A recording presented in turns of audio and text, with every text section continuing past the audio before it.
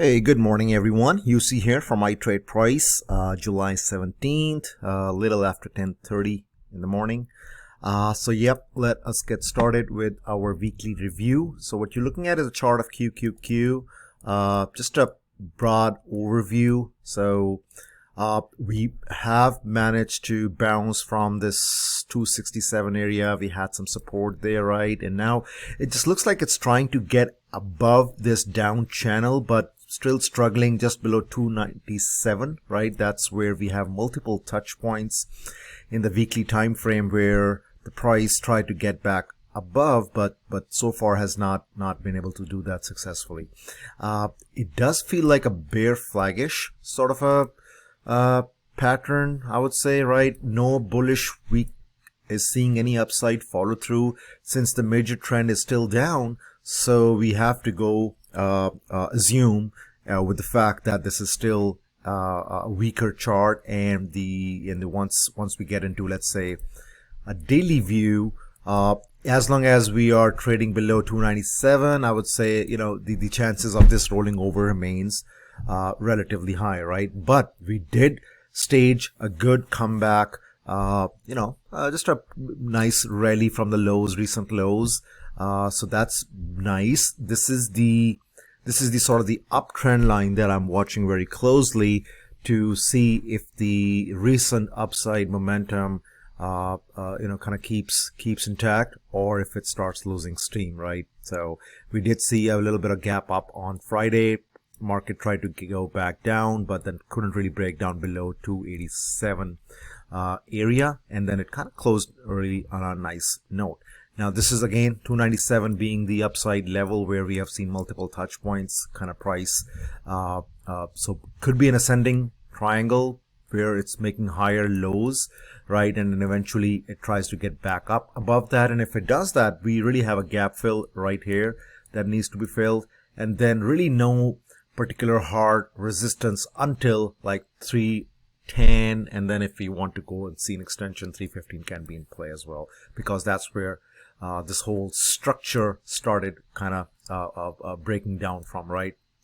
This one, and then we try to get back up above that, and that level has some significance. So that's good resistance point to target on the upside if we see a good rallies in the weeks ahead, right? But keep in mind this trend line here to see what happens if market rolls over or not. But on a weekly time frame, still overall weak, but still holding this level, right, with higher lows. So with a bit of a caution, we can play the long moves as well.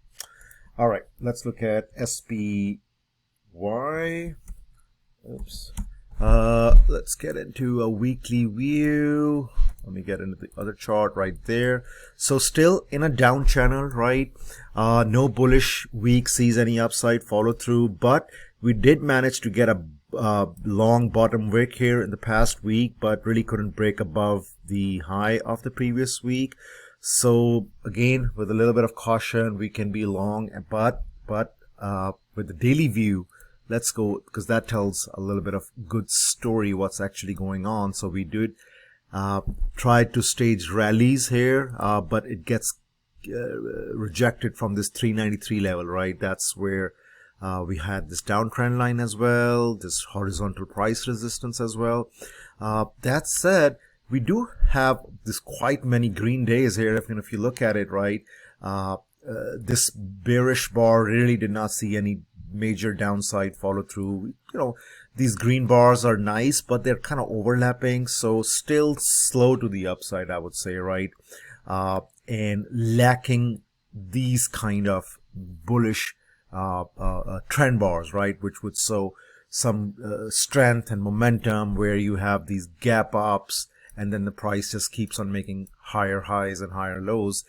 That kind of structure is missing. So just take it with a grain of salt. As long as we can be above this trend line, right, we can kind of be cautiously long. But if it breaks down, right, this one, then the next leg down can easily take it towards 362, 315 extension as well, right? If you look at a weekly view, the major support is not until I would say if this 350 is taken out, right, that's where we had these some touch points on the way up, right, before it really broke out of that. But if it breaks down below 350, psychological support 322 is next, because that's where we have multiple touch points as support as well. But again, long way to go. We'll see what happens. Maybe. Okay, Amazon. Weekly view. Yeah, we did see some nice upside last week from 106 support zone, but really not, I would say, impressive really, because it couldn't get above 118. So still in a bearish to weak zone, right? I mean, it's something like this. So if we get about 118, 129 can be the target, but right now it's not really impressive, I would say, as long as it stays below 118. Yeah, you can have these intraday bullish moves, but pressure remains to the downside. I mean, yes, we do have these quite, number of bullish days, right? Bullish days right here, like this one as well. So which is fine, but it fails to see an upside above 118. So as long as we are below 118, we have to be cautiously taking any long trades. We have to be careful that we don't get caught at holding the bag, because we end up turning a day trade into a swing trade because just we couldn't take a stop loss. So don't be that person. Okay. Apple. Really strong move. We traded it towards the long side all week. It was bullish because number one, it had gotten out above this downtrend line, and no really in any down move in the indexes, the price was not breaking down below 143. Right, that's more evident in the daily view right here. So 143 level was my reference point to stay bullish above, and you can see, nice bullish move, no downside follow through, green days, and then boom, another move up to meet the 151.8 is the level on the upside that really needs to get above now to try to target 156.8, right? Good higher lows in this time frame. This can be a good trend line to keep an eye on, that in case we see a pullback, what it does on this trend line. Does it get bouncy? And then we can kind of play accordingly, but definitely it can be at first touch bounce. If I bring in, let's say, an hourly view and some more levels, there you go. It's a nice move to the upside. This 143.3, right? That was the level that we had as a reference point that we would have gotten bearish below, but the only day we saw that move was on, I think, Wednesday morning, and then it just got bought up, and we retested that level, and then we just moved back up. So good trades in Apple all week. Tesla, weekly view, still one of the weaker names out there, I'd say, because with the nice market rally last week, this really did not participate, I would say, on a nice in a nice way that we are used to, right? We are still in this bear flag sort of territory, right? We're just making these overall sideways move. No bullish week sees any upside follow through. So far we have this 1, 2, and 3 bullish weeks that fail to see any upside follow through. So bears see that as an opportunity to sell. And this 767, 793 even in extension has been the resistance zone. So as long as we are below this structure or trading within the structure, you just have to take it one day at a time and just overall be more bearish, right? Because it's just not seeing any upside follow through. Here's a daily view with the nice market bounce on Friday and a good close. This couldn't really get above this sort of this purple downtrend line, right, to get close to its weekly high, but it just kind of closed on I'd say a flat to weak note. And now if we see a Monday or Tuesday down day, this can really break down, I think. So as long as in our shorter time frame, 728 was our reference point to remain bearish under, and we did play 728 short on Friday. So as long as we are below 728, yes, it remains bearish. Above 728, we can target 767. But but really it needs to get and work above 767, 793 to start seeing any active bulls engaged or any momentum to the upside. Okay, Nvidia weekly view. Here's the weekly view. Still sellers are controlling, right? You don't see any swing highs in a weekly time frame, right? This one, like this one, taken out. So unless that trend can reverse, you have to just be cautious playing this on the long side, right? We do have this inside week last week with the bottom wick. So price must be getting tight here, and now we can see if it moves back up above this 163 or something. Let's go see in a daily time frame. This maybe 162.5, something like that. If we can get above that, we can target the higher end of the structure around 173. But if it just rolls over and gets back under 152, 150 level, then definitely you're talking 145 to 140 as the downside targets in this name. So take a look at that as well. Google weekly view, there you go. So towards the last week was pretty good, bullish engulfing week. And then what happened? Nothing, right? Inside bearish week, right? So this market is like that, and overall this just feels yeah, with the split news, maybe we got the bounce we wanted, but it's still heavy, right? This was the support, which has now been resistance for the past 2 months, and overall it still feels sort of bear flaggish. And now let's see if we see any move to the upside, and then that gets rejected. So this can be the move down towards 2000 to 1842 an extension, but of course 19 or 2000 is psychological number, can be the support on the way down. 2385 has been the resistance, or 2400 to just, if you want to just round it up. As long as we're below that, it just remains weak. Okay, so really no need to take a look at it on a daily basis. We have these all gaps and stuff. Square really getting tight.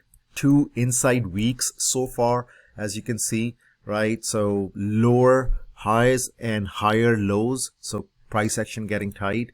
And daily view, I'll just keep it a close eye on this downtrend line. If we can manage to get above that, the structure high is around 70 to 71.8 can be the target, right? On the upside, because that's where we saw the rejection from in the recent past. On the way down, if we get below Friday's low, then watch out for this sort of mini uptrend line for the structure. So whichever way we see a break, we can definitely plan accordingly. And a lot of times, there's a breakout failure trade where you see a breakout on the bullish side, and the next day it just traps all the buyers, and then we see a big move down. So don't be hard on yourself. Take that stop loss, flip that position, and play the downside, right? As day traders, you just have to be flexible to trade one setup at a time. And if the setup that you intended to trade is not playing out, take that stop loss and move on, right? Don't have to be a hero. Okay, let's take a look at Meta. Overall sideways, really not much happening. Just, day to day you can play accordingly, but it's kind of stuck between this $20 range between 175 and 154. If I look at a weekly view, so this is sort of maybe a wedge, descending wedge sort of a pattern, right? So if we get above 175, you have to consider this downtrend line to see if it can break above that. We really don't have any resistance until 202 if that happens. But if it gets rejected there, then definitely, if we get out of this range on the downside, then taking out 154 can target 137, which can be the bottom trend line of this wedge as a target, and then we can see if it wants to bounce from there. So, just this pattern kind of can play out. Okay. Shock, really, I'd say not much happening in this name as well, just kind of stuck towards the low end of its recent move on a daily view. This 29.7 30 area has been the support all this time since the past I'd say a little over a month now. So if we can get back above this 33 area, we can target the higher end 36.8 as the structure high as your target. But overall, not much happening. Yeah, you can play these daily moves, wedge breakdowns, things like that, which offers good trading opportunities if you ask me. So here's our analysis. These are the levels. You know, we saw a breakdown from this wedge. Here's the patterns that you could have on your chart, right, for easy guidance. So like, you know, you have these trend lines offer you good trading opportunities and a way to figure out what the bias is. So as long as we are above this trend line, yeah, the bias is on the bullish side. Once we break down, it's bearish.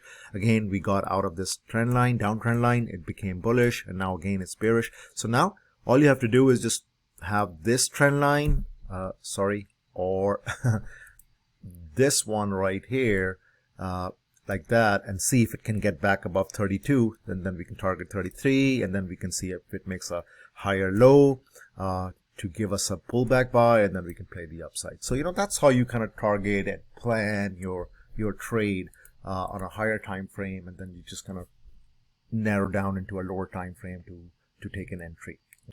Okay. Microsoft, again, haven't traded that name last week, but it's just been okay. Really not, again, happening much. Still in a downtrend. Sideways overall action between 250 and 270, $20 range stuck. So as long as we are below 270, it remains heavy. Once we get above that, 277 to the downtrend line touch point can be a target on the upside. If you break below 250, then you have the bottom trend line as your target on the downside. Before that, you have 238 monthly support as well. So those kind of things that you can consider to trade these. Okay.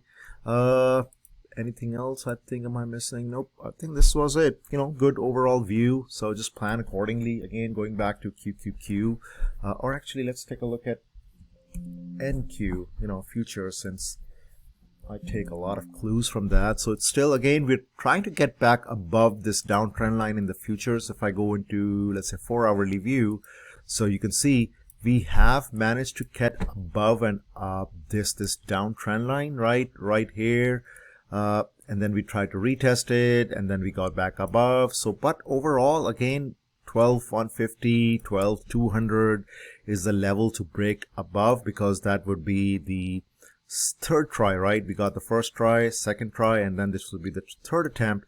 So we'll see if it wants to break out on this third attempt and try to target this 12,800 to 12,900 as its target, because that's where we saw this breakdown from.